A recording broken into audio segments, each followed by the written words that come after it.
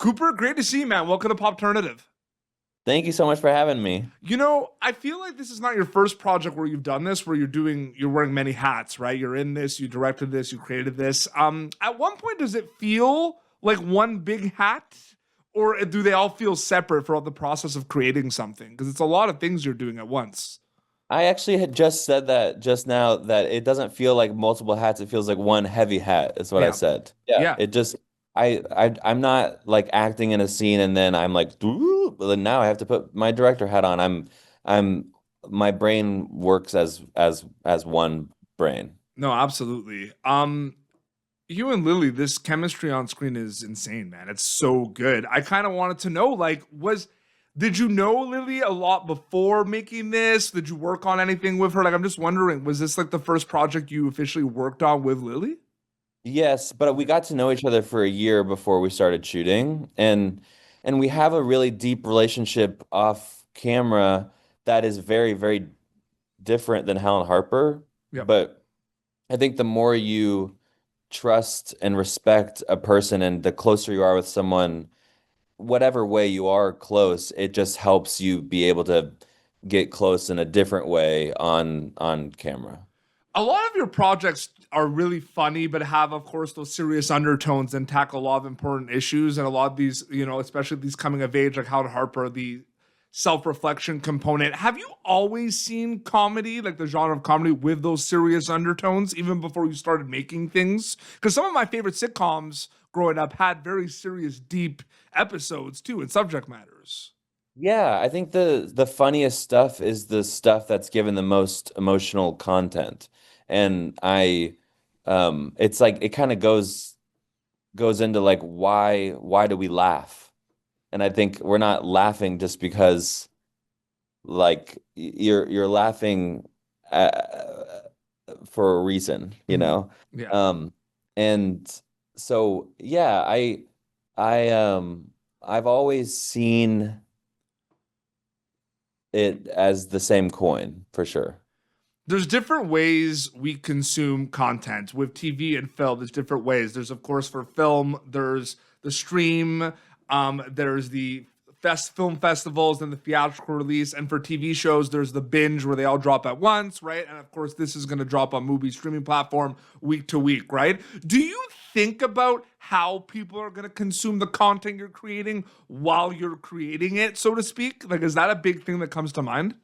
Yes, that's why this was always a TV show is I really really I going to movies for a second. I love movies because I love I've always been in love and really as a kid fell in love with being in a dark room with 50 other people or 10 other people and being introduced to characters in the same sitting that I'm experiencing their climax and their resolution. Yeah. And that's what's so beautiful about movies. This was always a TV show because I wanted the viewer to dive into these characters and their family and their past in the way that they want to dive into it and at the pace and they get to control when they're ready to dive in further and they can decide, you know what, I'm not ready to experience the finale. Like I know that I think that's what's so great about TV is you stop and start and sometimes feel like I do want to watch this all in one day, but sometimes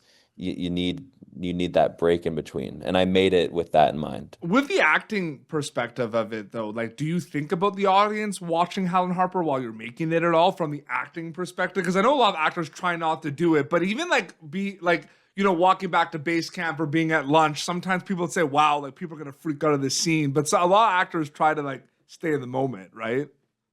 Yeah, that's a really good question because as an actor, I'm never thinking about the audience, but I know as a director, I'm only thinking about the audience. And I said before, it's the same brain, so it's kind of it's a really good question for me.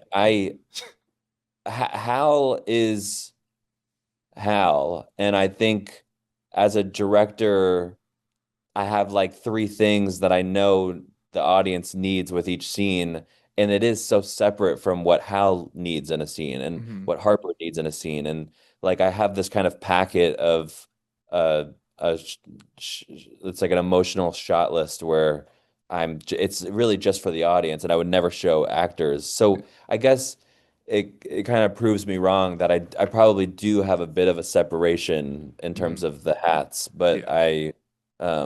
yeah, I never want my actors to think about the audience. I'm a filmmaker as well, so these are the things I think about. You know what I Yeah. mean? So they're very crap based questions.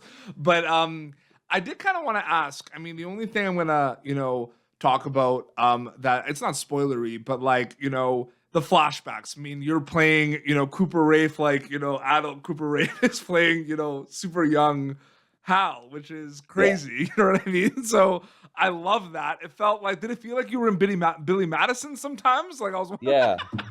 Yes, it did. It felt like um yeah, Billy Madison's a really good comp because it felt I like it didn't feel strange or it didn't feel like weird. It just felt like it felt accessible in a way that was quite hilarious, but also real and Yeah. grounded in a way. Yeah. And um and just like what the characters needed. Like I think Hal and Harper needed to go back to that year Mhm. and and and that was just I had to not ask too many questions. I love that. I did not have that on my bingo card. Cause I was like, you're watching a show like this, and like I love flashbacks, and I have to say this is one of the greatest, like, unique ways to do a flashback, man. Like I didn't even think I would not have that on my bingo card. That you're just gonna like, that was awesome. Was that a big conversation on its own on how you're gonna do the flashbacks?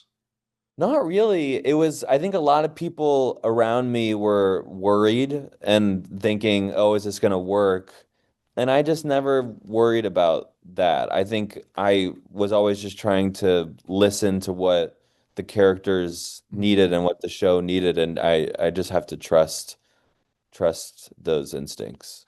I'm really wondering because, you can't answer this with, Hal Harper because it's not out yet, but I'm just curious. So you've made a lot of incredible films in the past and a lot of content and a lot of things kind of circulate certain clips, certain moments from certain films you've done like Cha Cha Real Smooth and like Shit House and everything. I'm wondering when you see, because you say all you do is think about the audience, but I'm wondering when there's certain kind of moments of your past films that really resonate with an audience member and people really enjoy certain films that you've done that in your mind maybe you're not thinking about it as much, does it ever kind of determine the ranking of your favorite films or TV shows that you've created based on kind of the audience's reception? Do you ever think about that at all? Because there might have been a film that you were like, I had a good time doing this, but then the reception of certain scenes or characters, people are like, this is one of my favorite characters I've seen in a TV show or movie, right? And you're like, well, I never really thought about that much, but maybe now you think about it in a way. I find that interesting.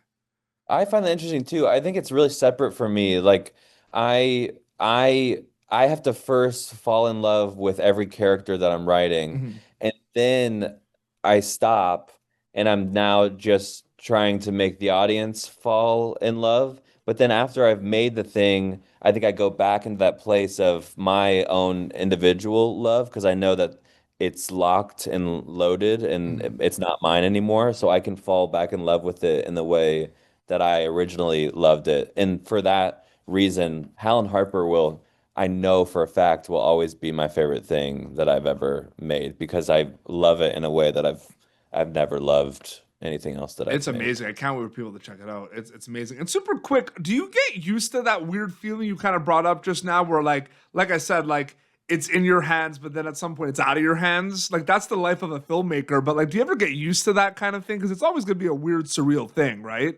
Like you make this thing, no one's seen it, then boom, people see it. Yeah, no, it's devastating to like not grow. Like I could get emotional now thinking about it. There's this kind of devastating moment when you realize you're not co-creating with these characters anymore. Mhm. Like you're not growing with them anymore. They're always yours. And I don't believe in the whole, oh, it's not yours anymore because it is. It always will be. And I'll always love them like I've always loved them. Mhm. But there is that moment where you say goodbye to growing with them because they are who they are, and my journey with them has stopped. And I can always look back and I'll always have my memories with them of creating with them, and I'll always be able to go and watch the show if I want to. But there is that weird moment of I'm no longer making the thing. Absolutely. The first 2 episodes of Hal Harper are going to be streaming on Mubi's streaming platform October 19th, and then new episodes will release every Sunday. Cooper, it was an honor and privilege to speak with you, man. Thank you so much for your time. Thanks so much for having me. I really appreciate it. It's nice meeting you. Nice to meet you too. Thanks so much. Thank you for tuning in to Popternative. Make sure to check out our past episodes of Popternative on YouTube. This has been an Autograph Communications production.